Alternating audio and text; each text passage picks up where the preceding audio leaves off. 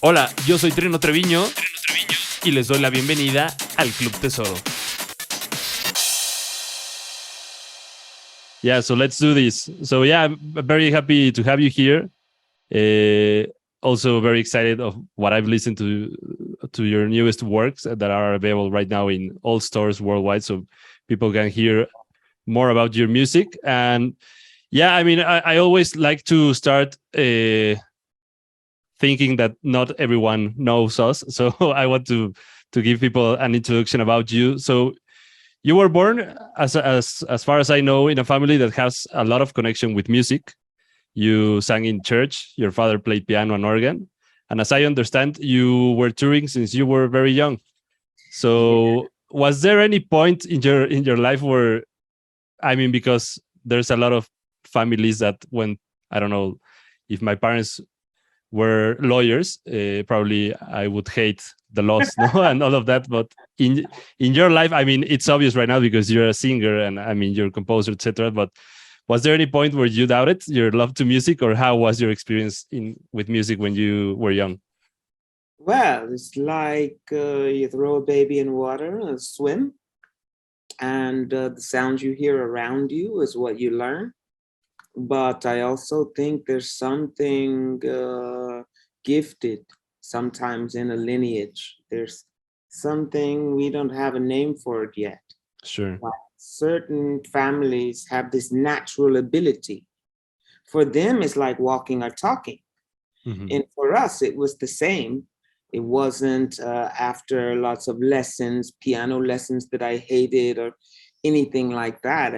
From 4 or 5, they decided to give me a little song, you know. My sister is older than me, so she was already very experienced at 12, she could handle the audience. And for me, I was reluctant because you have a lot of people looking at you and you're just 5. And I don't think I was hungering for attention. Mm-hmm. I think my father, he just thought, okay, let's present what she has to, let's give her a chance. So yes, he would bribe me with a piece of candy or something, and he sing the song. Yeah. And of course, I sing the song, but the reaction from the audience is what startled me. As a little girl, you don't understand how to handle that energy coming back at you. For sure. Part of it is approval. Some part of it is, oh, isn't that little girl cute? And some of it, I guess, from the sound, because I always had a very deep voice, an alto since I was like, very young. I was not a soprano type singer like my sister. So it's something that you naturally just do. And then you discover later that it's an ability that not everyone has. For sure. But in certain cultures, it's normal just to be able to sing. It's average. Everybody can sing, on the street. Right. But, Right. but as you develop into a profession, you realize, oh, okay, I'm developing this ability even more. But it's not something that I was taught. It's just something that, I was kind of born into. And how did you know you felt more comfortable singing instead of I don't know playing piano or yeah the organ or whichever instrument you had around you? It wasn't that I felt more comfortable singing or playing. Mm-hmm. It's just that sometimes also that's what a female is expected to do more, is to sing. Right. And you don't have to look for a piano. You just sing. So the compositional side of my development was the freedom and the ability to go to the piano in the house anytime I wanted. So I didn't have, like I said, piano lessons that I was forced to do. I could just go to the piano when I wanted and start to discover what these notes are doing, how they're making me feel. Mm-hmm. So then I noticed later on that I would always play the black keys. I would always play the blue keys. And I wasn't happy until I had some melancholy something that's, for a 9-year-old is sounding very Yeah. sad and very deep. It wasn't happy little key of C songs. It was very dark, very deep, and I'm still that way today. No, Yeah. that's amazing. I mean, I find that as a luxury to be surrounded by instruments and all of that. I mean, me as a kid, I was not able to have piano or whatever around me, even though I asked for it to my parents. I mean, it was not in my history. It was not a thing about money. It was more about them saying like, why do you want to work in music or do something with music? I mean, it was more their ignorance. I would say more Yeah. than A something lot like of yeah. my colleagues, they say the same thing, that dad was like, no, that's just a hobby. You're Yeah. going to college to be a lawyer or a doctor. Exactly. But no, my dad did not encourage me to go into music at all. I think he would have preferred that I not go into music because of the same reason, of Sure. this perception of stability, and that music is too much of a risk and it's not really taken seriously.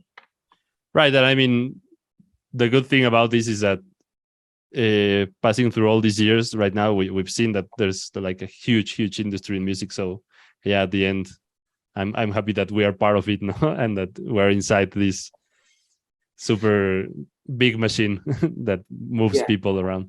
When you follow that journey, I started out, 18 or 19, doing my first professional record on Motown Records. You just follow the road. You don't Yeah, know where it's going to lead. exactly. So for me, this is where music led me. It wasn't, I don't have the story of, oh, me and my band were knocking on every record company door and, we really wanted to be big stars. Or I never said myself, I really want to be a big star. Yeah, I always just wanted to make good music.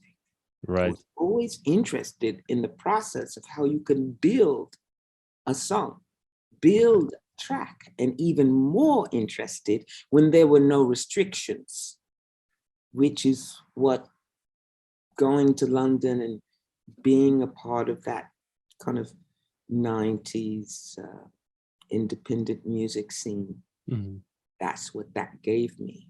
I think if I stayed in Los Angeles, where I was at 19, going to Los Angeles City College, and, Yeah, it was a complete different story, no, in terms of what was happening in music, etc. And I mean, for example, for me, the 90s are my favorite decade in music because that's where I got in love with electronic music and with different genres. But I think that one of the things that I like more about that decade specific is the the freedom that a lot of artists had to create music that was not exactly rock music or pop music or disco music. I mean, it was like, let's do a lot of things and progress. No, that's where a lot of movements of progressiveness in music started, like with progressive house or progressive rock, or a lot of genres started to evolve. And how was for you the 90s? Because I mean, that's where a lot of your success started, and being surrounded with a lot of big names, like, for example, Chaka Khan or Björk, just to say a few of those big names that you work with. And yeah, I mean, it should be amazing for you, not to be part of that movement in music. yeah, especially now when you're doing it. Of course, Bjork and I, we were on the same label, One of Lindian Records, Mm-hmm. and the Shaman. So we were all label mates. So it was easy to say, hey, you want to try something on my record? And it was her first album. So nobody knew how it was going to go.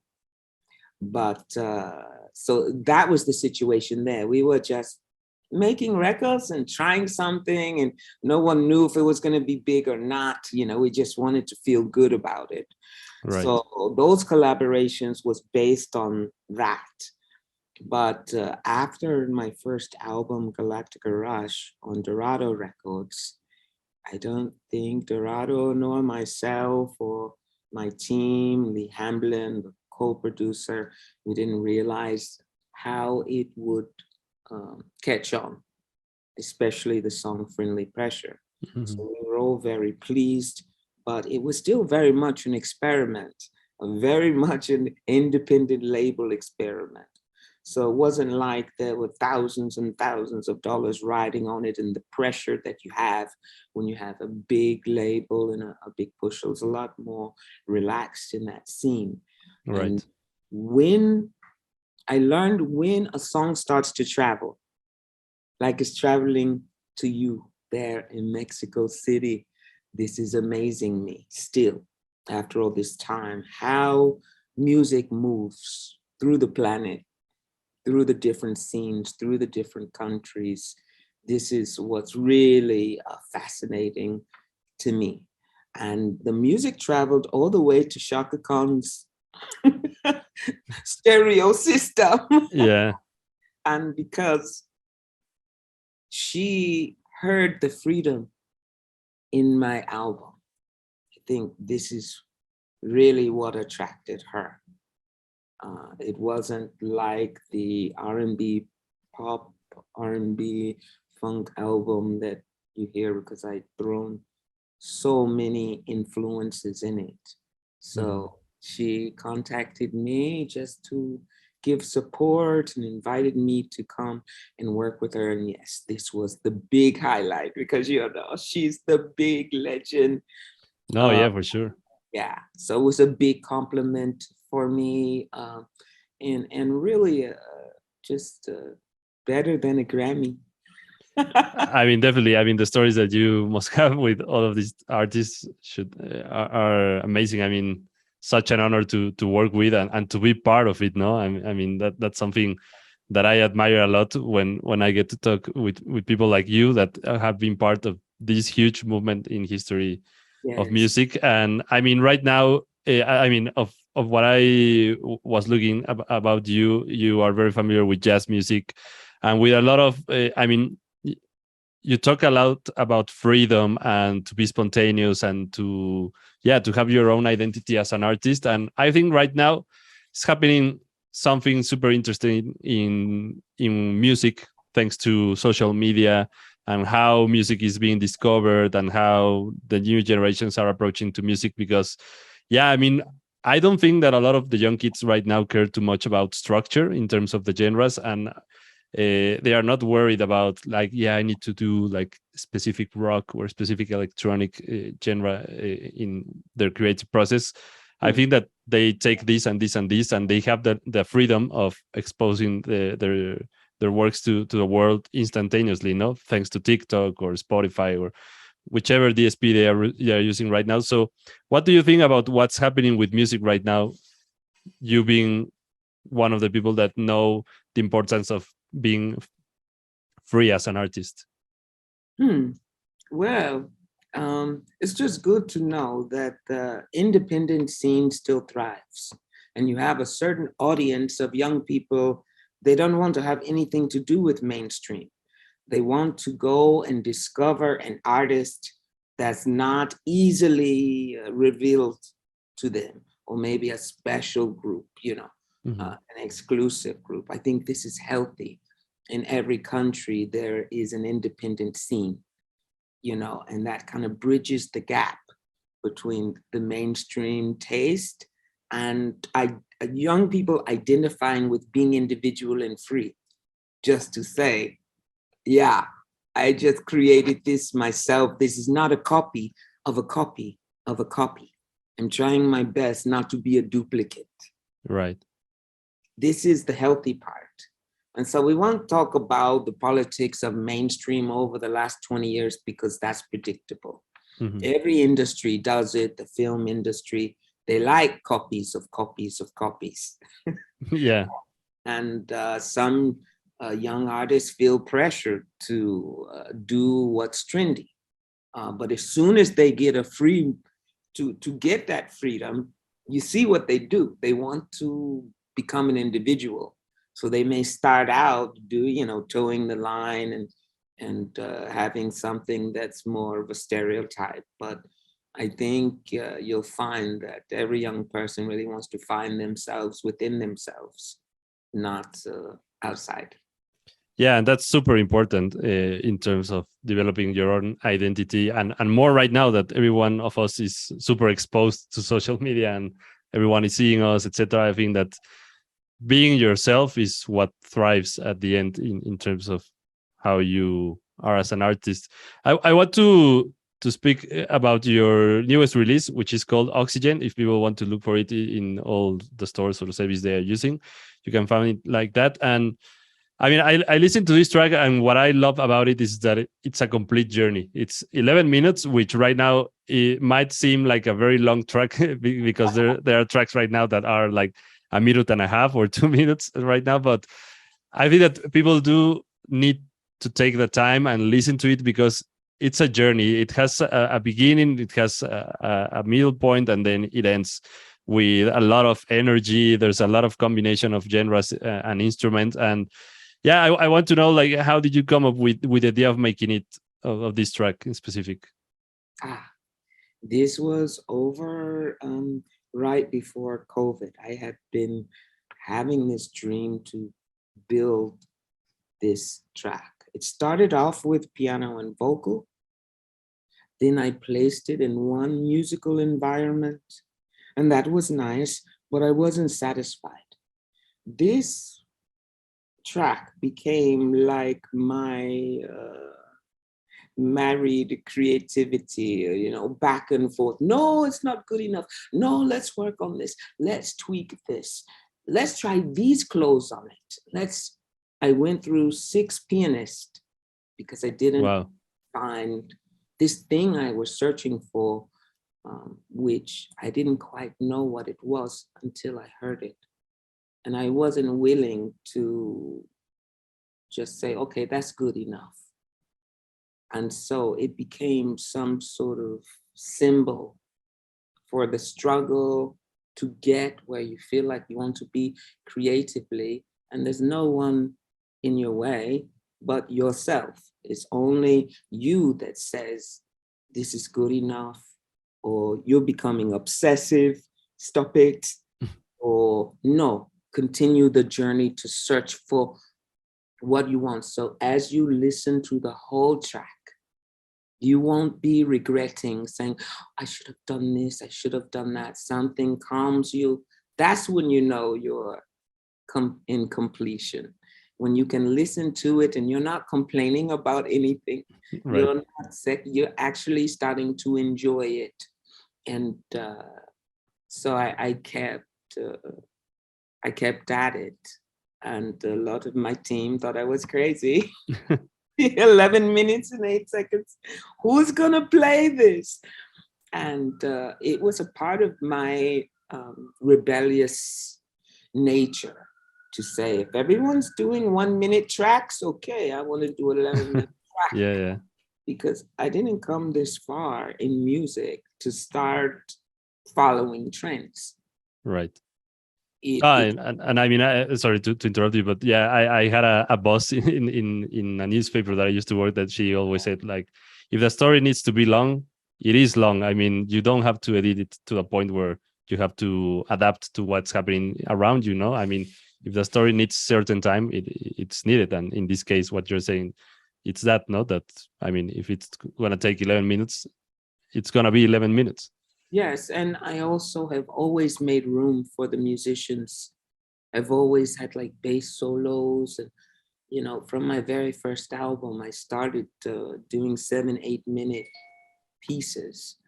And so I always had that thing about give it time.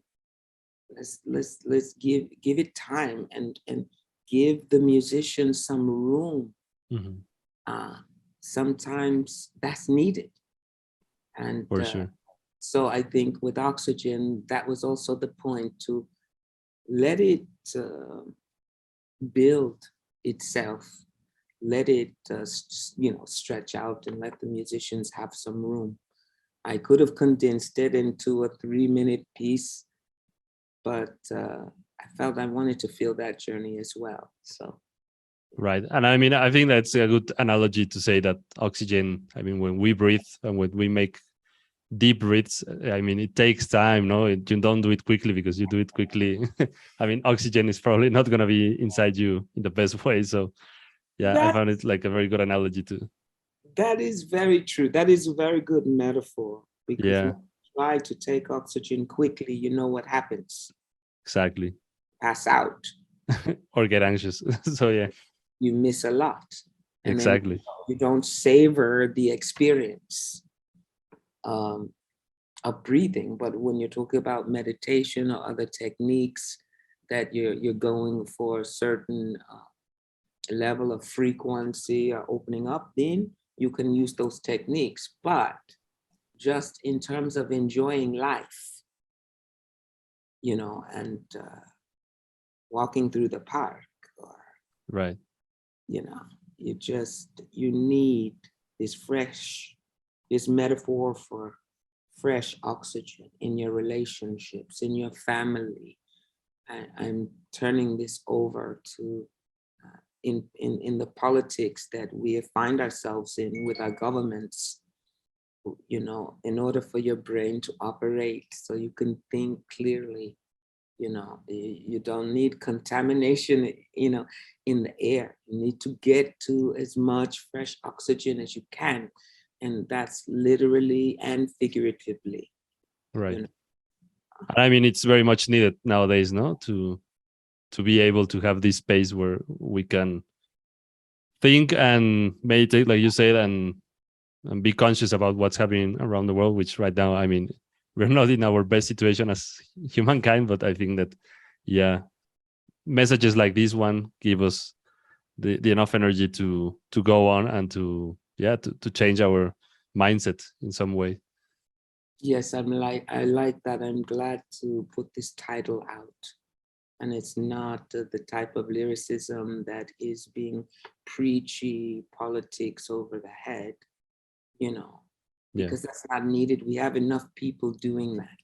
We have enough voices in our head saying the same things that we all know, that we have a right to be free as a people and treated well by the corporations and the governments. But as you know, for a long time, we've never fully achieved this. But I'm very hopeful that this new generation will, they'll have much more oxygen. um, Metaphorically speaking, they can see clearly Mhm. what is right, what is wrong, and what is important. What are the main things that people need? And so, yeah, I'm happy to put out this title and to just say the word and explain the metaphors once again, to encourage myself, to encourage other people. No, thank you very much for what you're saying. I mean, it's super beautiful. I love the words that you've said right now. Those are in my heart right now. So yeah, thank you very much for this message that you're putting out to the world, because it's very much needed. And as you said, I really do hope that a lot more people get to be part of this journey that you are sharing with the world. And this track is going to be part also of your new album, no, which is called Wild Orbits, and it's also going to be available soon, as far as I know. Yes, I'm working on it towards the end of the year. I'm hoping to have the album finished. And it's quite an exciting moment to have the opportunity to still make music. This is just a blessing. This is, you know, um, something I don't take for granted like I did when I was younger. It's like, oh, Mhm. you know, you have opportunities, they come to you. But like I was telling you before, I wasn't very serious about it. I didn't really understand, that we were going to be the last generation in the 90s, before social media, before YouTube. Yeah, we And didn't expect what's happening right now, for right. sure. So I think I wouldn't have been able to write Oxygen 20 years ago. Oxygen is a culmination of what I've experienced in the last 20 years to now, to try to, give a form to this is what freedom sounds like in music. especially for female artists. You know, this is what freedom sounds like. Right. Yeah, so I invite to a lot of the people that are listening to us to really listen carefully to this track. I mean, not carefully, but to enjoy. I think it's the word that I'm trying to look for in my mind, and really take time to enjoy this track and be part of the experience of Oxygen, because like you said, it's right now a very strange time, no? in history, but I think that every one of us is moving forward, and we're at a point where we are appreciating a lot life. So yeah, I think that this type of messages right now are more than perfect for our time. So thank you very much for sharing this with me, with the audience, and for sure I'll be expecting to hear the whole album, because I mean, if this is just one of the part of this complete journey that you want to share with us, I'm very, very looking forward to it. And yeah, I want to enjoy as much as possible into it. So thank you very much for having me and for sharing this with me today. I say thank you so much for listening and supporting. I appreciate it. No, thanks to you. Esto es un episodio más de El Club Tesoro. Mi nombre es Trino Treviño y les agradezco una vez más a todos ustedes que nos escuchan en todas partes del mundo. Recuerden compartir el podcast si es que les gustó, para que se puedan suscribir más de sus amigos y podamos comentar mucho más sobre estos temas. Yo estoy en las redes sociales como @TrinoDJ, así me encuentran como TrinoDJ en Instagram, Twitter, Facebook, YouTube y SoundCloud. Así como también pueden visitar mi sitio web, que es www.trinodj.com, donde cada semana estoy subiendo artículos relacionados al mundo de la música, así como entrevistas y también los programas de radio, donde cada semana estreno mucha música. Una vez más, les agradezco. Espero puedan comentar este podcast con todos sus amigos y me dará mucho gusto saber de ustedes en las redes sociales. Nos escuchamos el siguiente episodio. Hasta pronto.